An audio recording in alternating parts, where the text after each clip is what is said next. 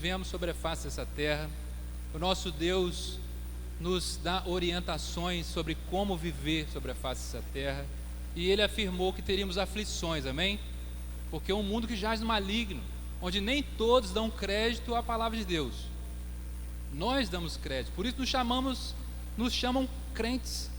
Crente é aquele que crê, é aquele que acredita, é aquele que dá crédito à palavra de Deus. Mas sabemos que vivemos num mundo em que nem todos. Por que eu estou dizendo isso? Por mais que a gente se esforce, por mais que a gente obedeça a palavra de Deus, nem todos consideram essa palavra, nem todos vão querer saber. As pessoas resistem, rejeitam. E nós vamos falar um pouquinho a respeito dessas coisas aqui hoje, da forma como Deus se revela, da forma como Deus fala e da forma como a gente encara isso, como a gente recebe e como tem pessoas que não recebem. É o Salmo 19. Vamos abrir no Salmo 19, que é o Salmo de Davi, um hino que exalta a glória de Deus, que louva o Senhor por seus atos salvíficos, refletidos na criação e pela sua lei. E diz assim: os céus declaram a glória de Deus, o firmamento proclama a obra de suas mãos. Um dia fala disso a outro dia, uma noite o revela a outra noite. Sem discurso nem palavras, não se ouve a sua voz, mas a sua voz ressoa por toda a terra, e as suas palavras até os confins do mundo. Nos céus ele armou uma tenda para o sol, que é como um noivo que sai de seu aposento e se lança em sua carreira com a alegria de um herói. Sai de uma extremidade dos céus e faz o seu trajeto até a outra. Nada escapa ao seu calor. A lei do Senhor é perfeita e revigora a alma. Os testemunhos do Senhor são dignos de confiança e tornam sábios os inexperientes. Os preceitos do Senhor são justos e dão alegria ao coração. Os mandamentos do Senhor são límpidos e trazem luz aos olhos. O temor do Senhor é puro e dura para sempre. As ordenanças do Senhor são verdadeiras, são todas elas justas, são mais desejáveis do que o ouro, do que muito ouro puro, são mais doces do que o mel, do que as gotas do favo. Por elas o teu servo é advertido, há grande recompensa em obedecer-lhes. Quem pode discernir os próprios erros? Absolve-me dos que desconheço. Também guarda o teu servo dos pecados intencionais, que eles não me dominem. Então serei íntegro e inocente de grande transgressão. Que as palavras da minha boca e a meditação do meu coração sejam agradáveis a ti, Senhor, minha rocha e meu resgatador. Salmo de Davi exaltando a Deus na sua criação, se revelando a nós de forma natural, que a gente chama de revelação natural, que é pela criação, o sol, a lua, as estrelas, e de forma especial, através da sua palavra. Davi, por contemplar as duas coisas, ele chega a uma conclusão lógica, que nós também devemos chegar, precisamos chegar, diante dessa grandeza, diante dessa magnitude, diante desse poder, nos colocarmos em nosso lugar. Porque Davi, depois de meditar, depois de declarar, depois de constatar isso tudo, ele se coloca em seu lugar. Senhor, como sou pequeno. Como sou insignificante. Como a sua grandeza me mostra isso. Davi deixa isso bem claro. Esse salmo tem uma divisão muito clara. Ele é dividido em 3 partes bem definidas. A primeira parte, do verso 1 ao 6, fala da glória de Deus por meio das coisas criadas. Os céus, fala de firmamento, fala do dia, fala da noite, fala do sol. Eu já disse, é a revelação natural. A segunda parte vai do verso 7 ao verso 11. Na primeira leitura a gente observa isso. Ele está falando da criação, depois ele passa para a lei, depois ele passa para ele. E na segunda parte ele fala assim: Fala da glória de Deus por meio da sua palavra. E para isso Davi se utiliza de alguns sinônimos para fazer referência à palavra escrita. Ele fala a lei do Senhor, testemunhos do Senhor, preceitos do Senhor, os mandamentos do Senhor, as ordenanças do Senhor.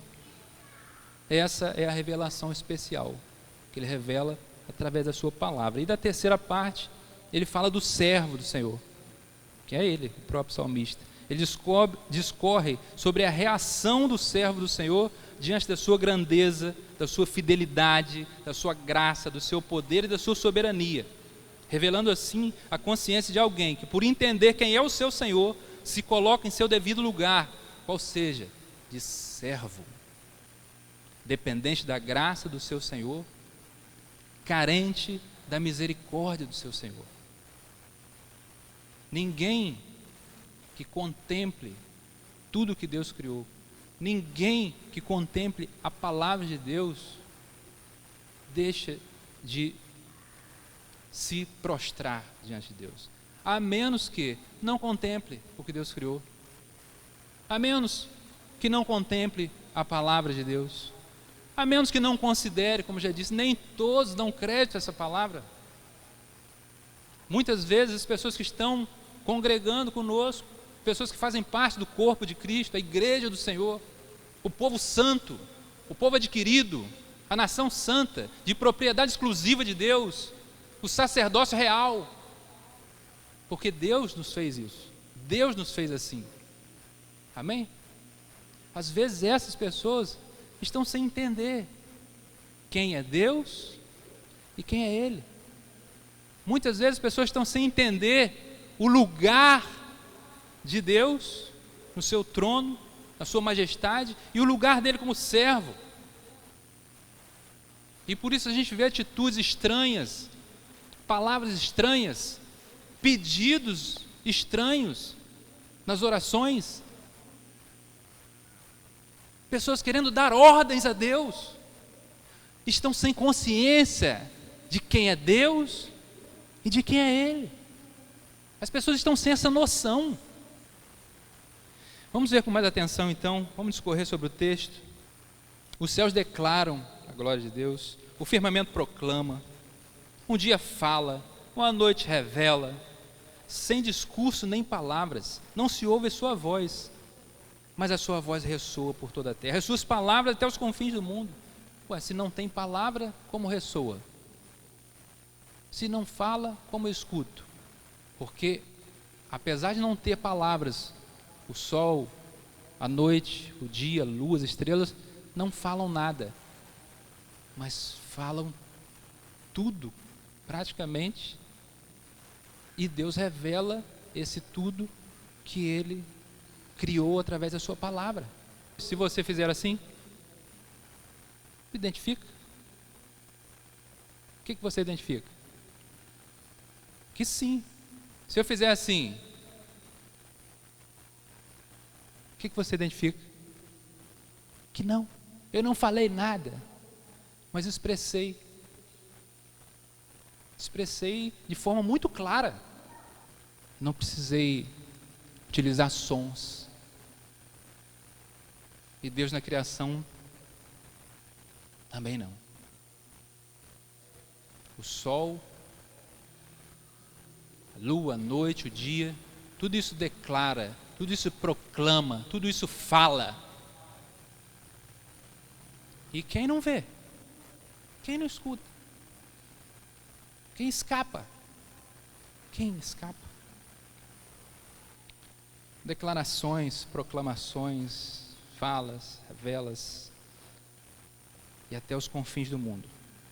Ninguém escapa. O Salmo 89, 5 fala assim: os céus louvam as tuas maravilhas, Senhor, e a tua fidelidade na Assembleia dos Santos.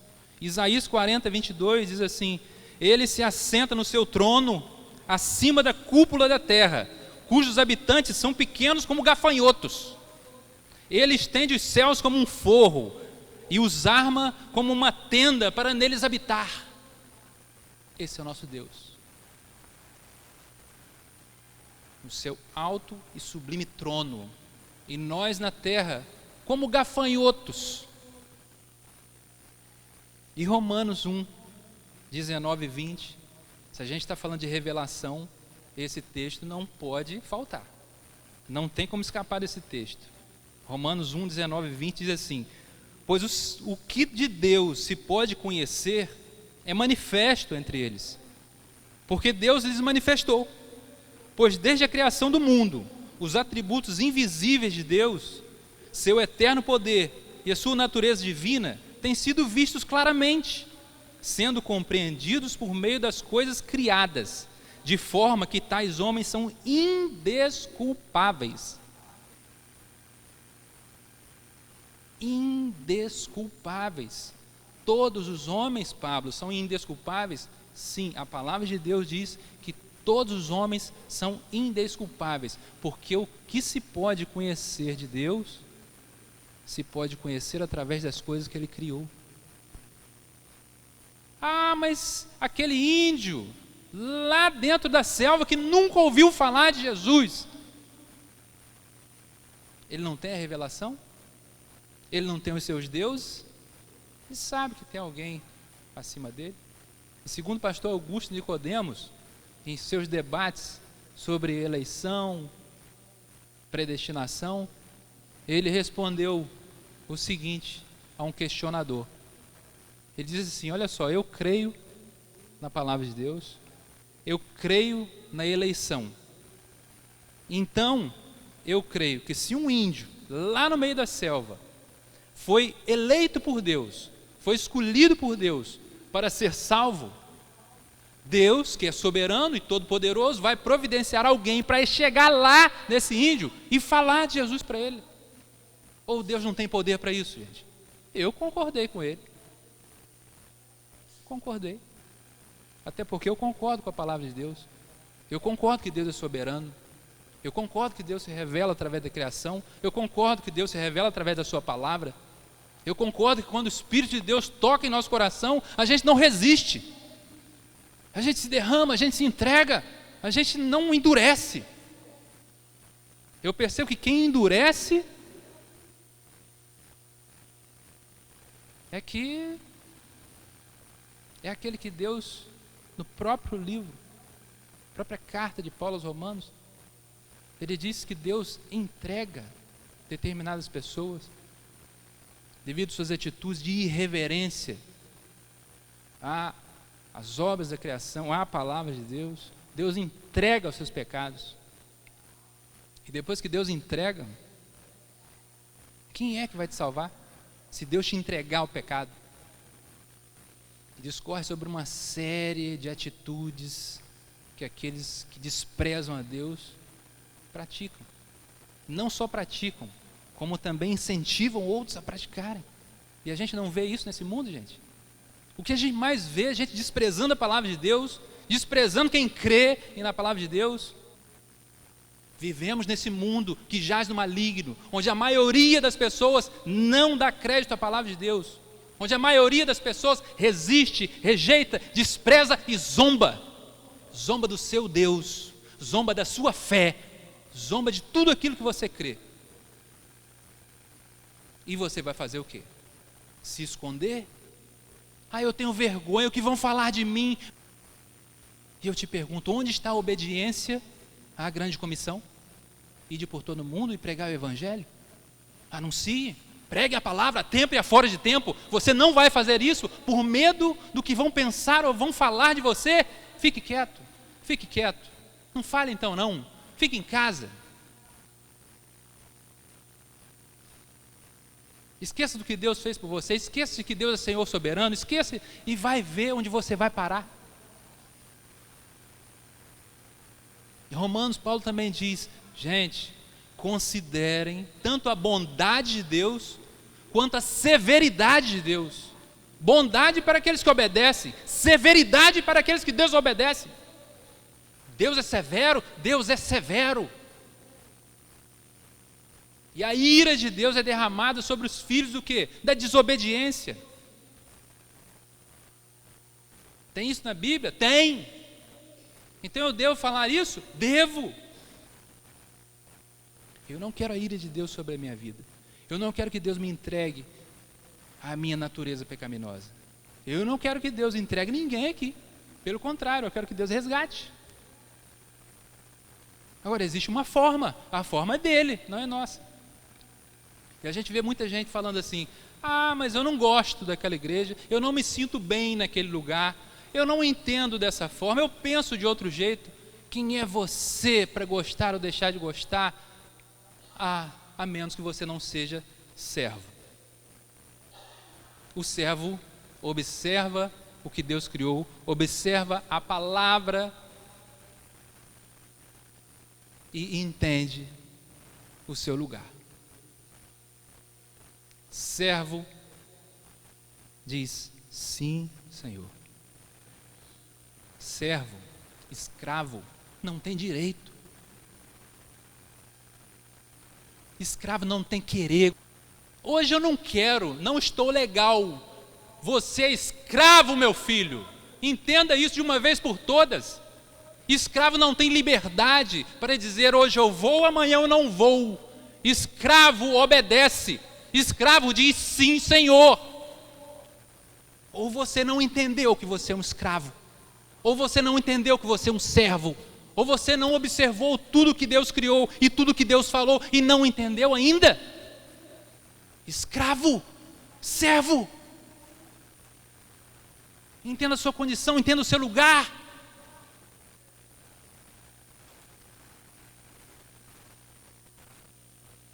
A função pastoral é difícil, é complicada por isso.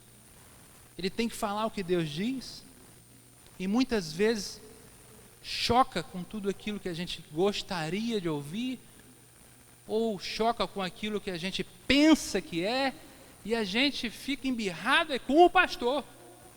O pastor falou um negócio que eu não gostei, rapaz. Eu não penso dessa forma, eu não penso desse jeito.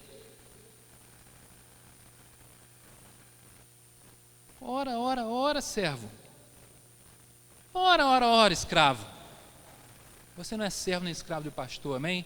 Você é servo, escravo da liberdade que hoje você tem por meio de Cristo Jesus. Amém?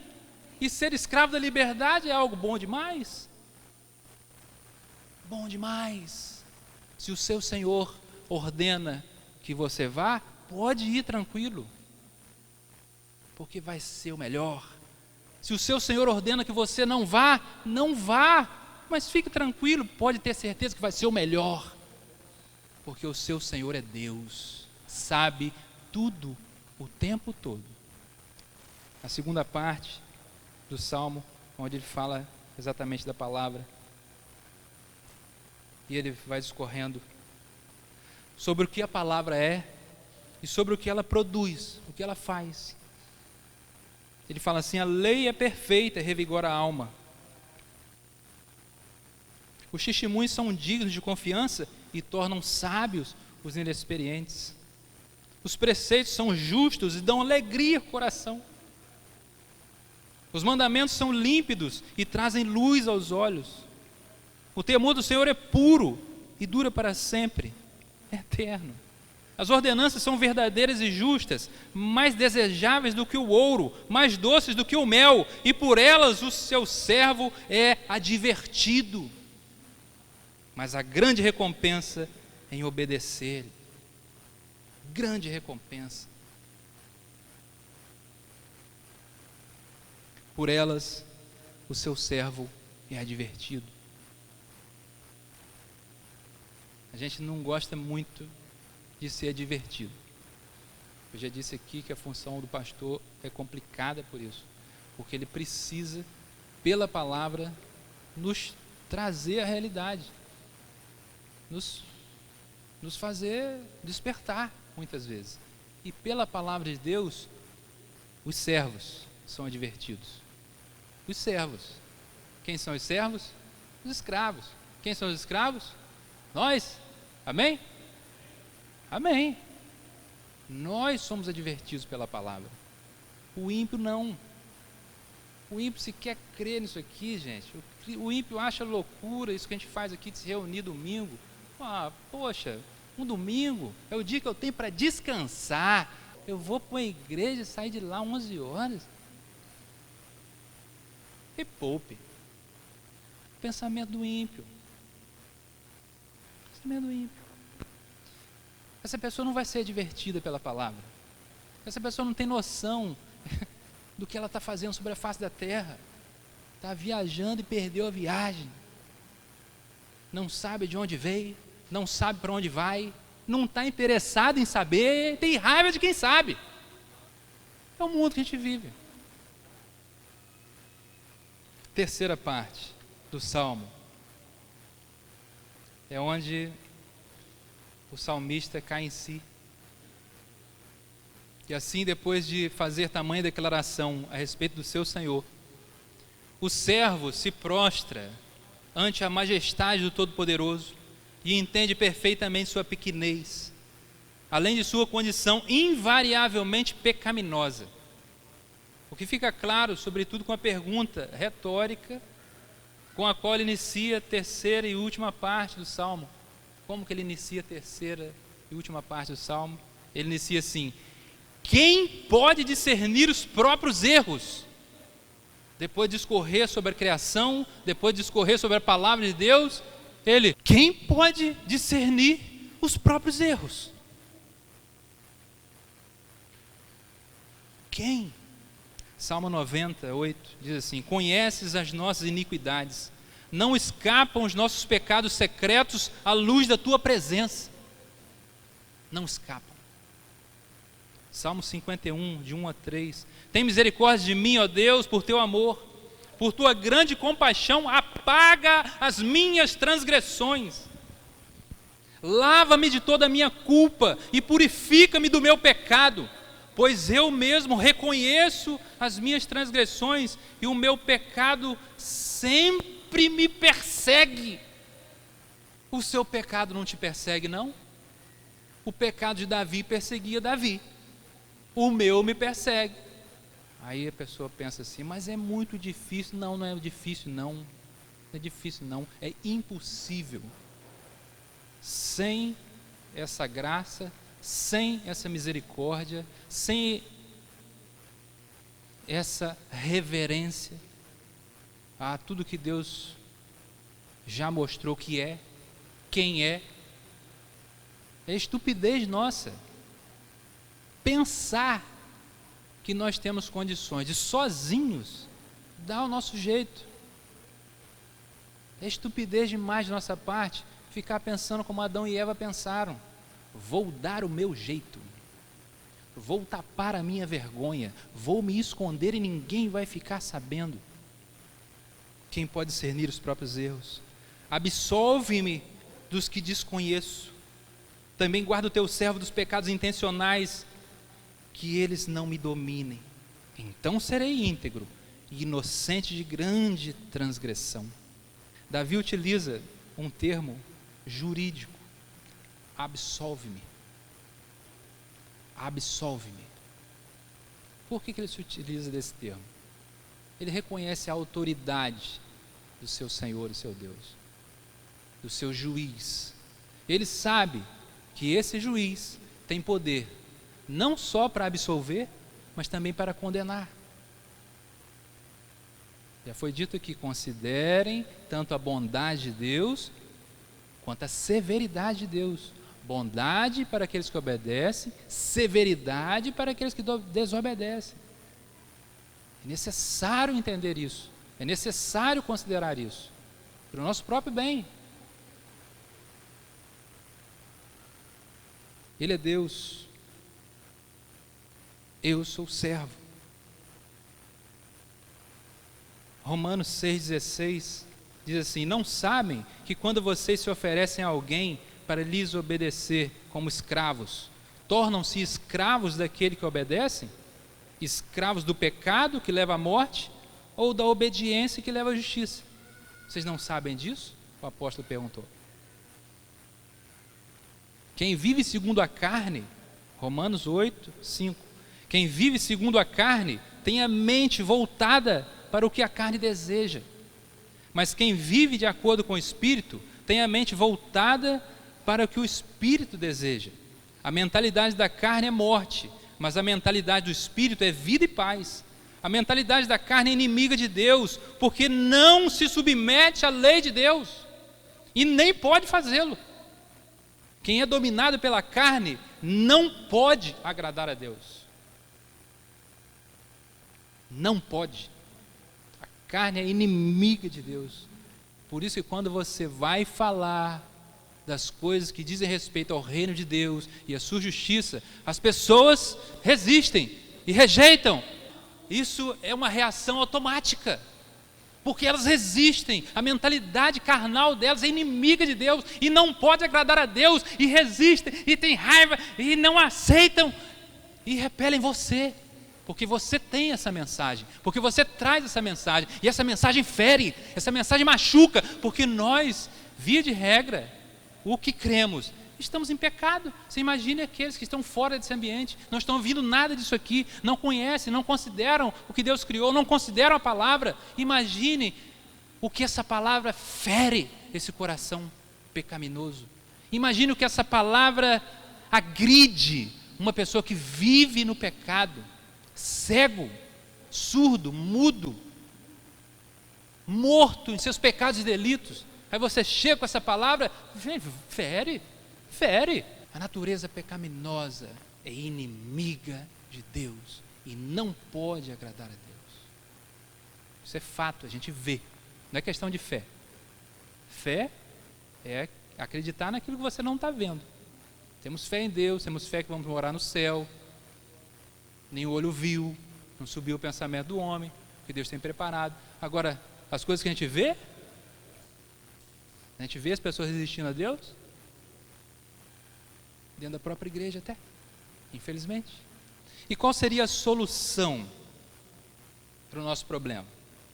Diante de tudo que Davi relatou, diante do que nós conhecemos pela criação, diante do que nós conhecemos pela revelação escrita, diante de tudo que nós já ouvimos nesse lugar, não só hoje, mas o que nós já conhecemos de Deus, qual seria então a solução? O que nós poderíamos fazer diante de Deus para que Deus nos absolvesse desses pecados que nem nós mesmos conhecemos? Nós fazemos coisas que nem a gente percebe. E quando a palavra vem e confronta, a gente dá aquela balançada porque a gente não está percebendo o nosso erro. E tem aqueles que a gente faz com intenção. E repete. Os dois são complicados. A solução é Deus intervir nisso aí. Senão não temos chance. Em Jeremias 24:7, a palavra diz o seguinte: Deus falando: eu lhes darei um coração capaz de conhecer-me e de saber que eu sou o Senhor. Serão o meu povo e eu serei o seu Deus, pois eles se voltarão para mim de todo o coração. Quando é que alguém pode se voltar para Deus de todo o coração? Quando Deus dá um novo coração. E quem é que dá um novo coração? O próprio Deus. Ele diz aqui: eu lhes darei. Porque se Deus não vier, não te der um novo coração, suscetível ao toque dele, à palavra dele,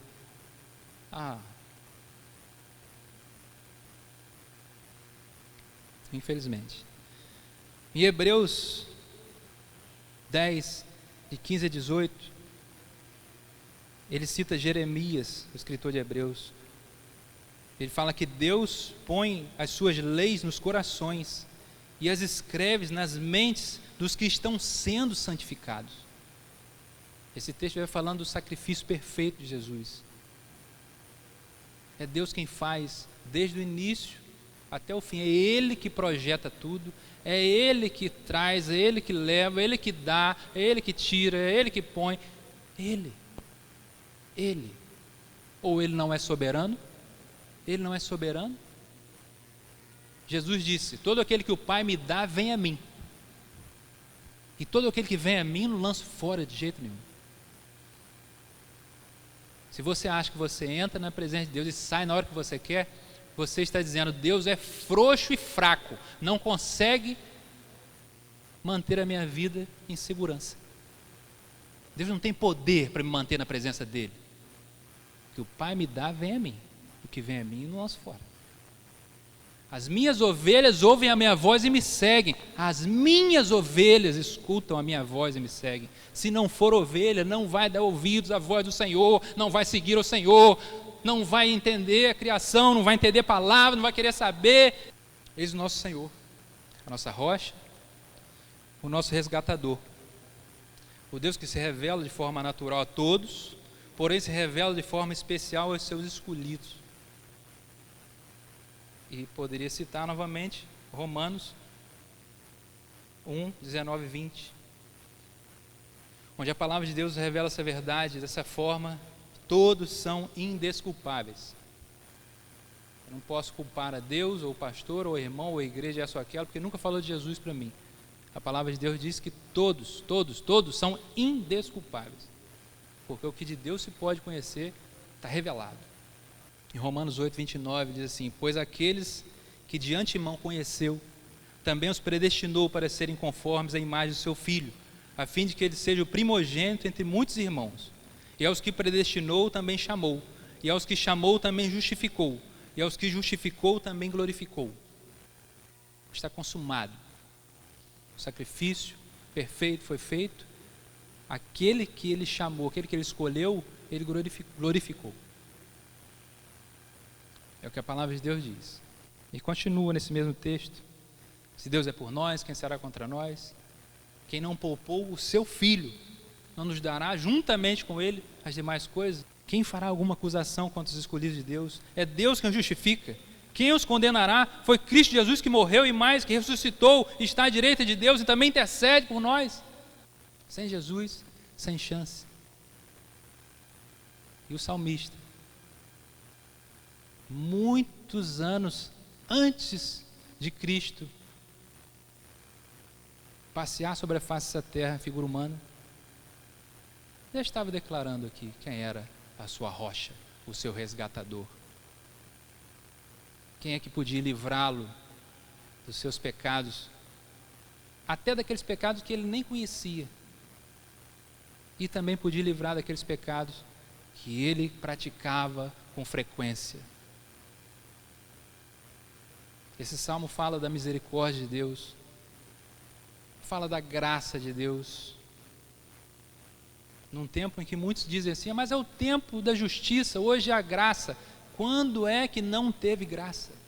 Quando não teve graça? Quando não teve misericórdia? Sempre. Por meio dele. Porque dele, por ele e para ele são todas as coisas. Tudo que existe foi criado por intermédio dele e subsistem por causa dele. Ele é o Senhor e o nome dele é Senhor dos Exércitos. Jesus Cristo de Nazaré, aquele que era, que é e que há de vir, o que sempre foi e sempre será, aquele que veio, sofreu, morreu, ressuscitou, agora está assentado à direita de Deus intercedendo por nós e voltará para buscar a sua igreja, os seus escolhidos, as suas ovelhas, as ovelhas do seu aprisco. Não vem buscar todo mundo, esquece a ideia. Deus vem buscar os seus, as suas ovelhas. Amém? Nós precisamos ficar tranquilos em relação ao nosso resgatador, ao nosso Senhor, porque Ele é fiel. Esse salmo fala dessa fidelidade. Esse salmo fala desse poder. Esse salmo declara isso com muita clareza. E aqueles que creem, por gratidão, vão obedecer. Por gratidão, serão reverentes. Por gratidão, declararão essas palavras àqueles que ainda estão perdidos. Por gratidão, terão um estilo de vida diferente. Por gratidão, Senhor meu, resgatador meu.